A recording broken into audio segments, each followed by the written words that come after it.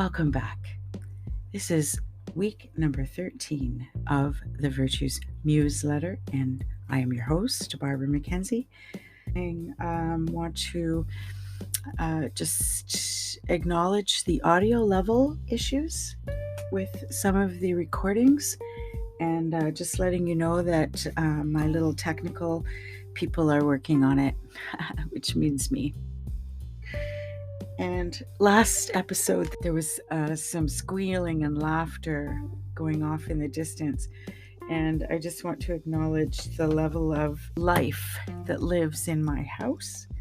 And I refuse to apologize for barking dogs and all of that. And I will do my best to remove it all, but you get it as it happens here.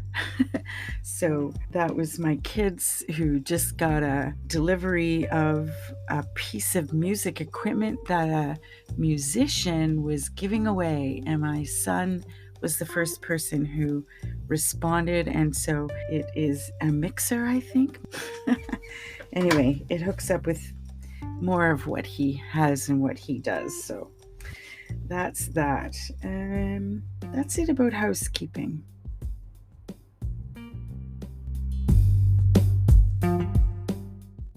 Let me just remind you that this podcast is about soul development and the integration of the virtues in our everyday life, mind, body, spirit, and the whole synergy of me, myself, and I. This week I was musing on, how have I practiced cleanliness? And I was doing a bit of an inventory. It's an interesting thing because, I thought I was doing good until I came up with a video yesterday that showed up on my Facebook history, the memories from 6 years ago maybe. So I'll talk about that in a little bit. Before we get going, something that came to me immediately after I recorded the last session, and I was talking about things that show up when we need to see them or hear them. So this is what showed. I came across Mary Lambert's rant, I'm going to call it, on the movie called The Whale. And she talks about fat shaming and in ways that I had never even considered. But I do know that at one point when I lost a lot of weight, there was something that was really different. I mean, obviously, other than the physical. And I eventually figured out that it was the absence of the negative thought. That particular part of myself had nothing to complain about anymore. And after, I gained all that weight back, there's a zillion thoughts that are going on simultaneously, navigating whether it's the emotions or the actual physical space without bumping into people, let's say. But you should check that out. For the Substack subscribers, I will put a link to Mary Lambert's rant down below. But it really speaks to me about cleanliness, and not only cleaning up my own thoughts and practices and habits and beliefs, but that the world is cleaning up and speaking up about the need to clean up our act. I mean, let's face it, here at this vantage point, it seems so obvious, and it feels neglectful that we lived through some of that without speaking up. I don't know if anybody else is having that experience, but this is what keeps reverberating within me, is just this.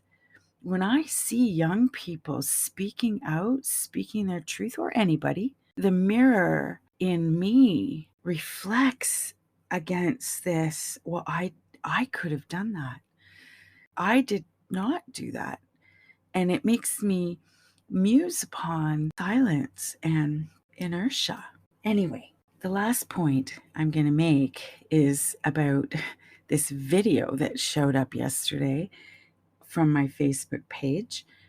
I guess around the time I got a new treadmill, and oh my goodness, I'm calling for accountability partners. I'm asking for accountability partners because I'm saying that I I want to clean up my act, and I want to put my focus on my health. And I am here to make a confession, my friends. I spent a little while committed with my sister, so 3 days a week. It stopped, and I kept re-injuring myself. So I'm now over a year of weekly Feldenkrais classes, which are wonderful. And I have learned to tap into the core, and I am continuing to grow stronger and more stable. But back to my lying to myself, hopeful thinking perhaps. 6 years ago, I made a commitment, and I'm asking for accountability partners. And to be honest, the most important partner is within me. I am a much better team player than I am alone, but sometimes we walk alone in life, and we have to embrace where we're at all times. But here we are, and I lied to myself, and that is the point. I am here to confess and clean up and apologize to myself and my soul. And I could have been 7 years, 6 years of getting stronger and becoming fit, and I neglected this duty, this promise. So part of me feels sad about that, but I don't know how I can make it up to myself, because, do I even trust myself? I make these commitments. Do I actually trust myself to completely follow through? And I do. But here we are, this treadmill and it is my main concern right now, is getting fit and getting more active. And I have a real blockage when it comes to getting onto that treadmill. So I'll be cleaning up that act, but we need to move on. I am shuffling my deck of 100 virtues reflection cards. Here we go. Assertiveness. Assertiveness is speaking one's truth with peaceful confidence. It is discerning the song we were given to sing and using our talents as a gift to the world. We have the courage to speak up for what we believe is right. We tell the truth about what is just. Assertiveness comes from knowing our own worth and honoring the dignity of who we are. We stand on our own holy ground and set boundaries without guilt. We never beg or make demands. We ask for what we need by making simple, positive requests. We treat ourselves with respect and expect respect at all times. The quote on the back is Imam Ali, who says, "Dost thou reckon thyself a puny form when within thee the universe is folded?" The practice of assertiveness. I speak my truth with confidence. I value the gifts I have to give. I stand up for what I think is right. I honor my own worth. I set clear boundaries. I know I am worthy of respect. I am thankful for the gift of assertiveness. It is the guardian of my choices.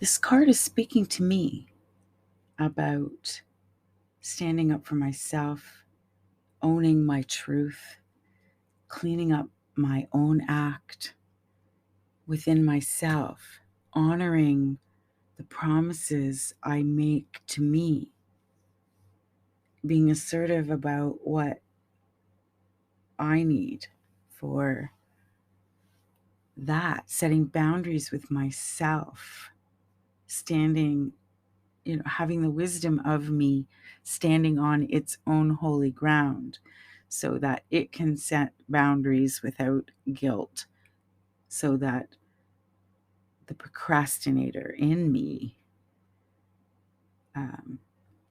gets overruled without begging or demanding. It's an assertiveness that is rooted in confidence and strengthens the resolve.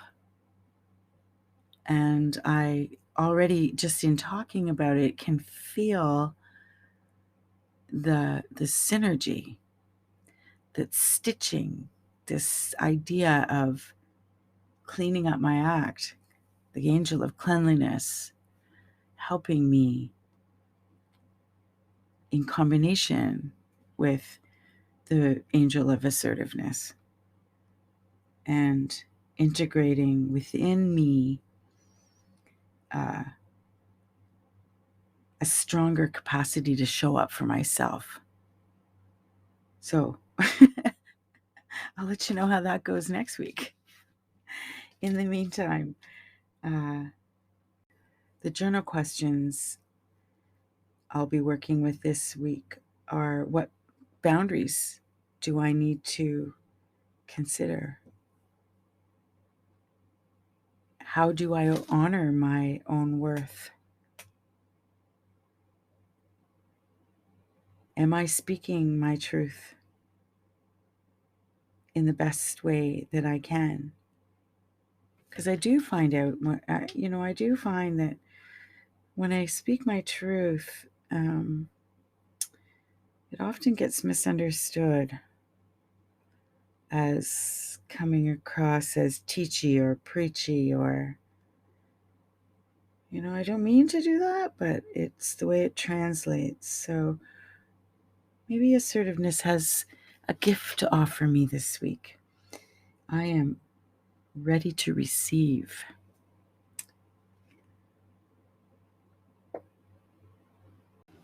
And speaking of receiving, for the Spotify users, there is an additional Q&A and a poll. So please take a moment, and I really highly value and appreciate and hope to hear from everyone. To be honest, let me be honest.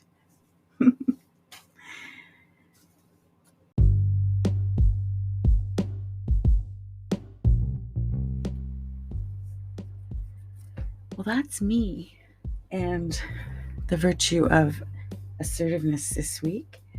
I want to thank you once again for being here.